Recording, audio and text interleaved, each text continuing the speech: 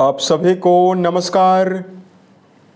दोस्तों, मिथुन राशि वाले जातकों का इस चैनल पे स्वागत है। इस वीडियो में हम आपको बताने वाले हैं मिथुन राशि वाले जातकों के लिए साल 2026 में 4 से लेकर 10 अप्रैल तक का समय किस प्रकार जाने वाला है।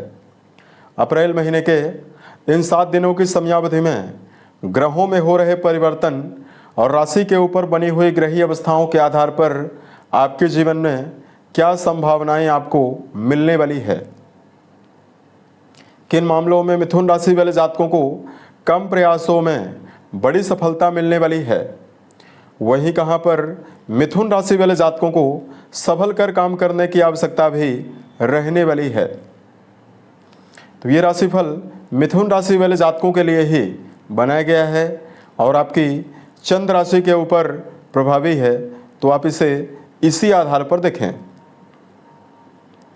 इस राशिफल के माध्यम से मिथुन राशि वाले जातकों के जीवन से जुड़े हुए सभी पहलुओं के बारे में हम आपको जानकारी देने वाले हैं, जैसे आपका करियर और व्यापारिक जीवन, आर्थिक जीवन, पारिवारिक जीवन, प्रेम संबंध है, स्वास्थ्य, एजुकेशन लाइफ है और अंत में हम आपको धार्मिक उपायों के बारे में भी जानकारी देने वाले हैं, जिसको यदि आप जीवन में करते हैं तो आपको विशेष शुभता मिलने वाली है। तो अब देखिए, मिथुन राशि वाले जातकों की जो कुंडली है उस पर कुछ बड़े परिवर्तन ग्रहों में अभी हाल ही में हुए हैं। केतु देव आपके 3rd हाउस में परिवर्तन किए हैं, ये मघा नक्षत्र में प्रभावी हुए हैं। ये बहुत ही बड़ा परिवर्तन है और ये अभी भी यानी 4 से लेकर 10 के बीच में भी ये पराक्रम में ही रहने वाले हैं। राशि के ऊपर देवगुरु बृहस्पति की मौजूदगी बनी हुई रहने वाली है। राशि के 9वें भाव में राहु और बुध की मौजूदगी बनी हुई रहने वाली है। यहाँ पर दर्शकों, राहु देव के साथ मंगल की युति 2 अप्रैल तक बनी हुई थी, तो यहाँ पर एक दुर्योग यानी अंगारक योग का प्रभाव आपके भाग्य भाव में बना हुआ था, जिसकी वजह से आपके कर्म क्षेत्र के मामले में फोकस की कमी, भाग्य का समर्थन आपको नहीं मिल पा रहा था। साथ में नज़दीकी रिश्तों में आपको तालमेल बैठाने में काफ़ी कठिनाइयाँ मिल रही थी। और मिथुन राशि वाले जातकों के जीवन में चूँकि मंगल आपके लिए अच्छे ग्रह नहीं है और मंगल देव और राहु देव की जो युति थी आपके जीवन में व्यर्थ का व्यय आपको लगातार दे रही थी। तो अब देखिए, मंगल देव का भी राशि परिवर्तन 2 तारीख को हुआ है और ये 10वें भाव में जा चुके हैं और कुंडली के 10वें भाव में शनि, शुक्र, सूर्य और मंगल, ये चारों ग्रहों की मौजूदगी बनी हुई रहने वाली है। तो इसमें देखिए 4 से लेकर 10 के बीच में बड़े परिवर्तन ग्रहों में नहीं होने वाले हैं और ग्रहीय अवस्था इस प्रकार की बनी हुई रहने वाली है। तो अब यहाँ पर हम आपको बताना चाहते हैं किन मामलों में आपको नवीन परिवर्तन और क्या पॉजिटिविटी आपके लिए इस टाइम में रह सकती है। देखिए, सबसे पहले बात करते हैं कर्म क्षेत्र के मामले में समय कैसा जाने वाला है। कुंडली का 10वां घर जो है ये करियर के लिए जिम्मेदार है और यहाँ पर आपकी जानकारी के लिए बताना चाहेंगे कि सूर्य बहुत ही बलवान हैं और मंगल अभी हाल ही में गोचर किए हैं।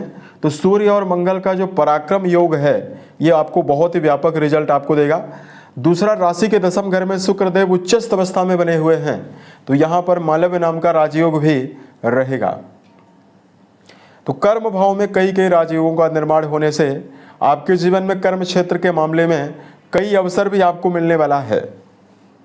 यदि आपके पास किसी भी प्रकार का कार्य व्यवसाय नहीं है, किसी नवीन कार्य व्यवसाय की तलाश कर रहे हैं, तो यहाँ पर मिथुन राशि वाले जातकों को नए कार्य व्यवसाय के अवसर आपको मिलेंगे। शुक्रदेव की उच्चस्थ अवस्था बनी हुई है, तो वर्तमान में यदि आप संगीत, साहित्य, गायन, वादन, नृत्य, थिएटर, सिनेमा, फिल्म इंडस्ट्री से जुड़ा हुआ कोई भी काम करते हैं या कोई व्यापार यदि आप कर रहे हैं, यहाँ पर करियर में आपको विशेष शुभता मिलने वाली है। और यहाँ पर मंगल देव की प्रभावशाली अवस्था जो सूर्य देव के साथ प्रभावी है, ये जातकों को सेना, पुलिस, आर्मी, इंजीनियरिंग के मामले में, स्पोर्ट्स के मामले में, सरकारी और राजनीतिक जीवन में भी आपको बड़ी सफलता करियर में देने वाली है। तो कर्म क्षेत्र के मामले में तो जातकों को यह समय मनोवांछित परिणाम आपको देने वाला है। उसके अलावा देखिए बात करते हैं मिथुन राशि वाले जातकों के जीवन में आर्थिक अवस्था क्या परिणाम आपको इस समयावधि में देने वाली है।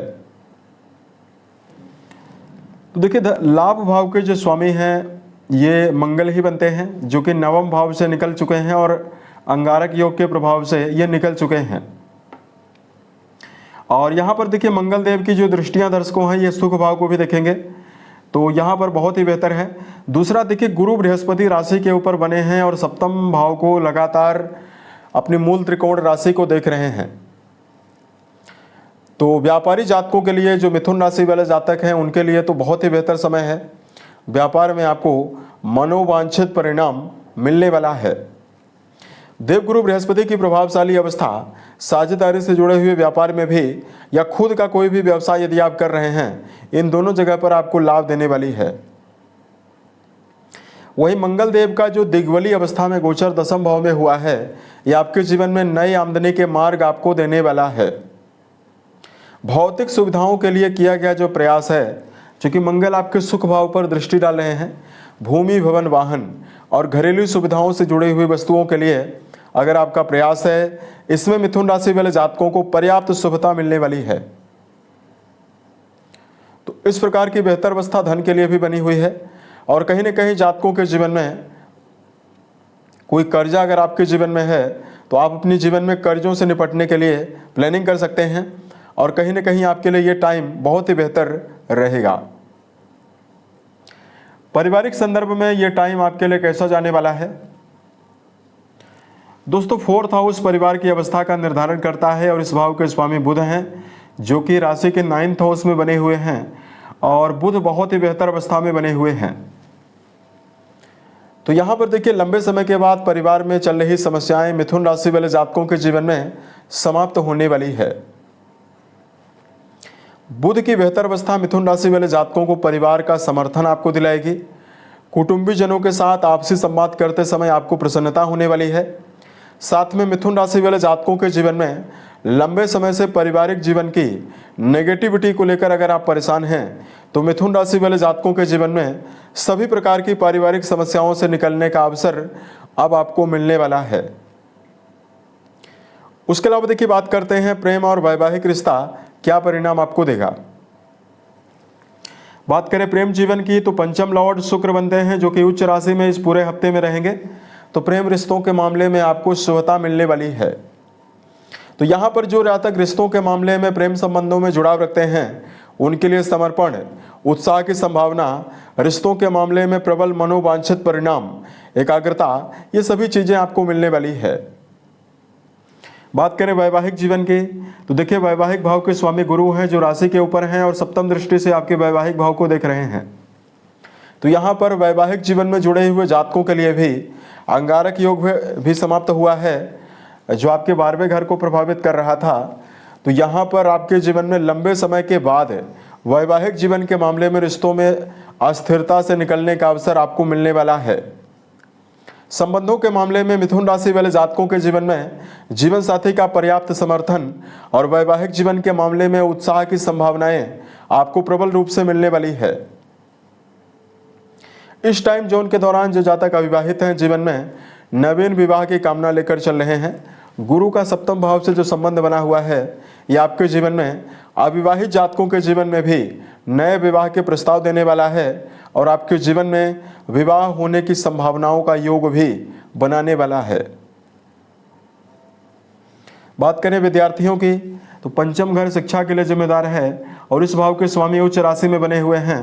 तो निश्चित तौर पर विद्यार्थी जीवन में जुड़े हुए जातकों को मनोवांछित परिणाम मिल सकता है।